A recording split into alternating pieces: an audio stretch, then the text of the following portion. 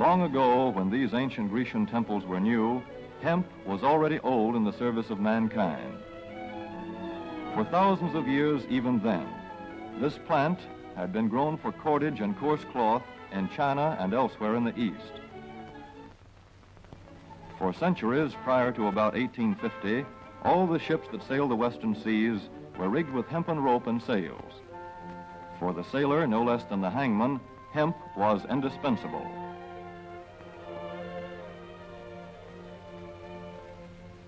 A 44-gun frigate, like our cherished old Ironsides, took over 60 tons of hemp for rigging.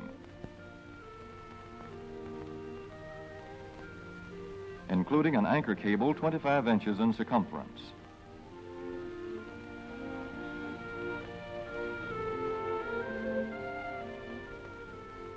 The Conestoga wagons and prairie schooners of pioneer days were covered with hempen canvas. Indeed, the very word canvas comes from the Arabic word for hemp. In those days, hemp was an important crop in Kentucky and Missouri. Then came cheaper imported fibers for cordage, like jute, sisal, and manila hemp, and the culture of hemp in America declined.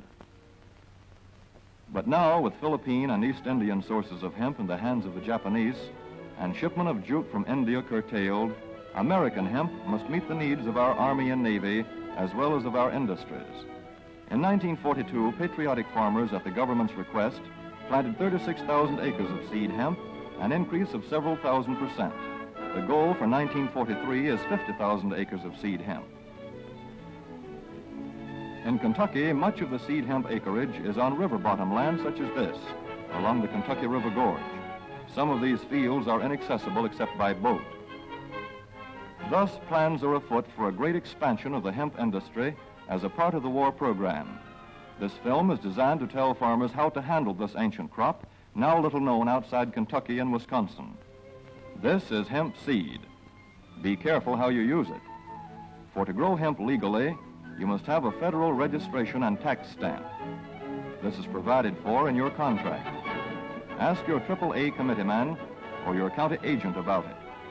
Don't forget, hemp demands a rich, well-drained soil such as is found here in the bluegrass region of Kentucky or in central Wisconsin.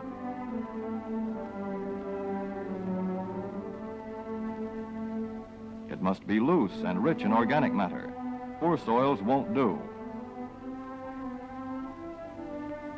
Soil that will grow good corn will usually grow hemp. Hemp is not hard on the soil. In Kentucky, it has been grown for several years on the same ground, though this practice is not recommended. A dense and shady crop, hemp tends to choke out weeds. Here's a Canada thistle that couldn't stand the competition. Dead as a dodo. Thus, hemp leaves the ground in good condition for the following crop. For fiber, hemp should be sown 5 pecks to the acre. With drill, the closer the rows, the better. These rows are spaced about 4 inches. This hemp has been broadcast. Either way, it should be sown thick enough to grow a slender stalk.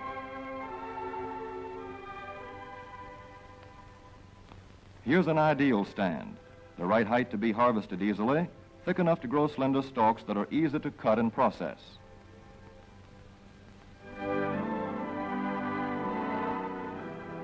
Stalks like these here on the left, they yield the most fiber and the best. Those on the right are too coarse and woody. For seed, hemp is planted in hills like corn, sometimes by hand.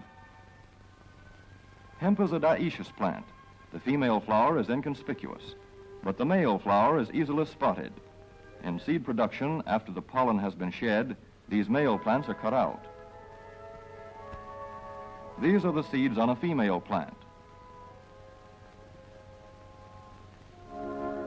Hemp for fiber is ready to harvest when the pollen is shedding and the leaves are falling.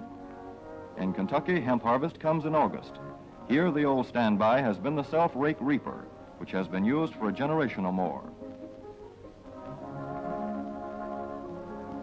Hemp grows so luxuriantly in Kentucky that harvesting is sometimes difficult, which may account for the popularity of the self-rake with its lateral stroke.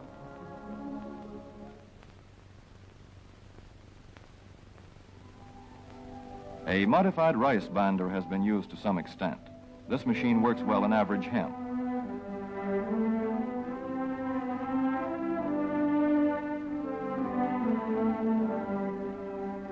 Recently, the improved hemp harvester, used for many years in Wisconsin, has been introduced in Kentucky. This machine spreads the hemp in a continuous swath.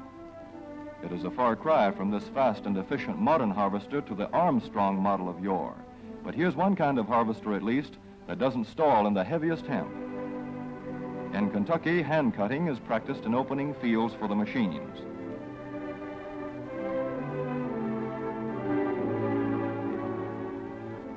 In Kentucky, hemp is shucked as soon as safe after cutting, to be spread out for retting later in the fall.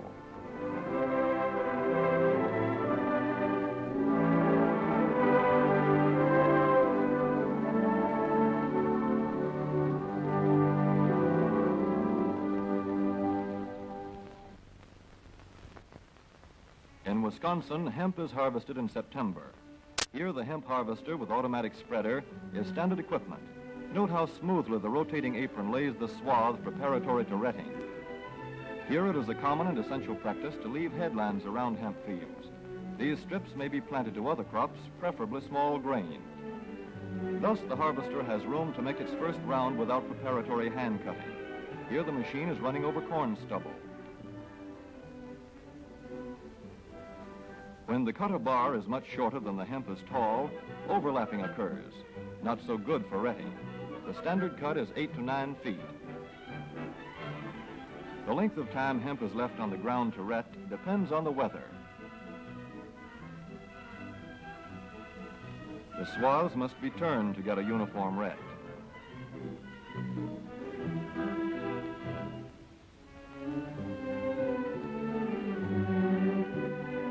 When the woody core breaks away readily, like this, the hemp is about ready to take up and bind into bundles.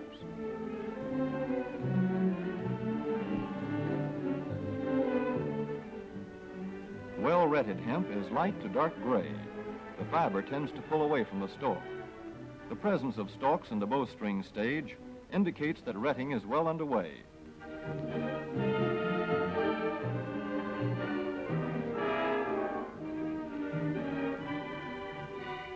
When hemp is short or tangled, or when the ground is too wet for machines, it is bound by hand.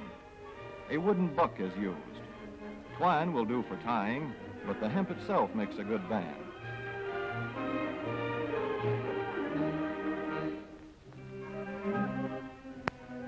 When conditions are favorable, the pickup binder is commonly used.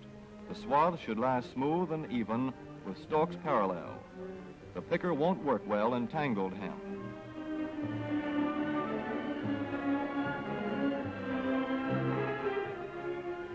After binding, hemp is shucked as soon as possible to stop further retting. In 1942, 14,000 acres of fiber hemp were harvested in the United States. The goal for 1943 is 300,000 acres. Thus, hemp, Cannabis sativa, the old standby cordage fiber, is staging a strong comeback. This is Kentucky hemp going into the dryer of a mill at Versailles.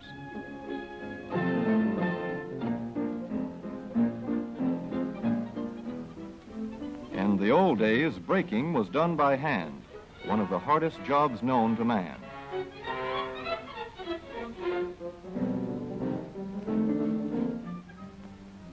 Now the power breaker makes quick work of it.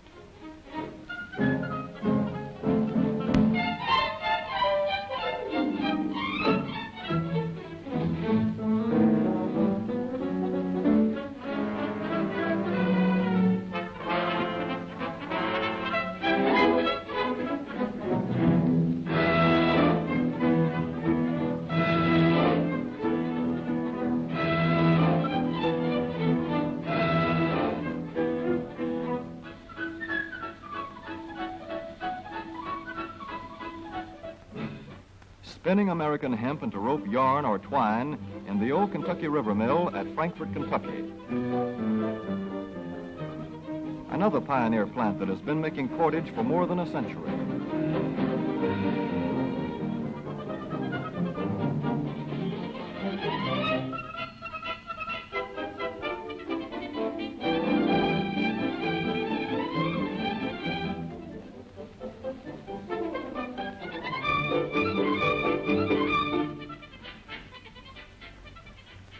such plants will presently be turning out products spun from American-grown hemp.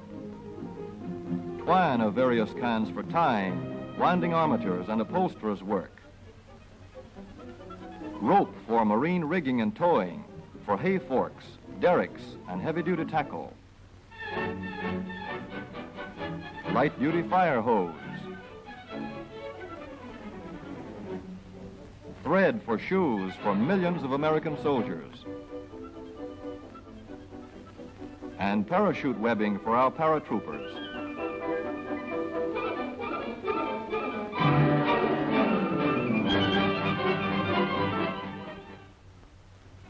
As for the United States Navy, every battleship requires 34,000 feet of rope, and other craft accordingly. So here in the Boston Navy Yard, where cables for frigates were made long ago, crews are now working night and day making cordage for the fleet. In the old days, rope yarn was spun by hand.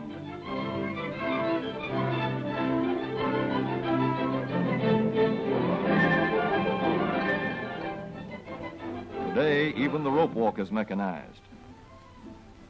160 fathoms to go.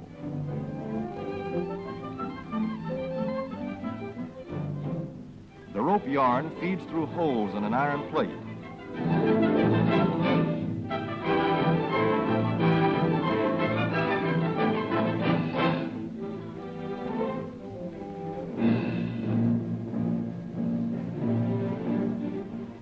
This is Manila hemp from the Navy's rapidly dwindling reserve. When that is gone, American hemp will go on duty again. Hemp for mooring ships. Hemp for tow lines.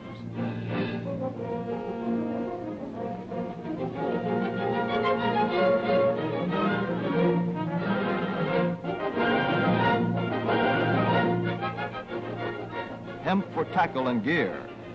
Hemp for countless naval uses, both on ship and shore. Just as in the days when old Ironside sailed the seas victorious, with her hempen shrouds and hempen sails.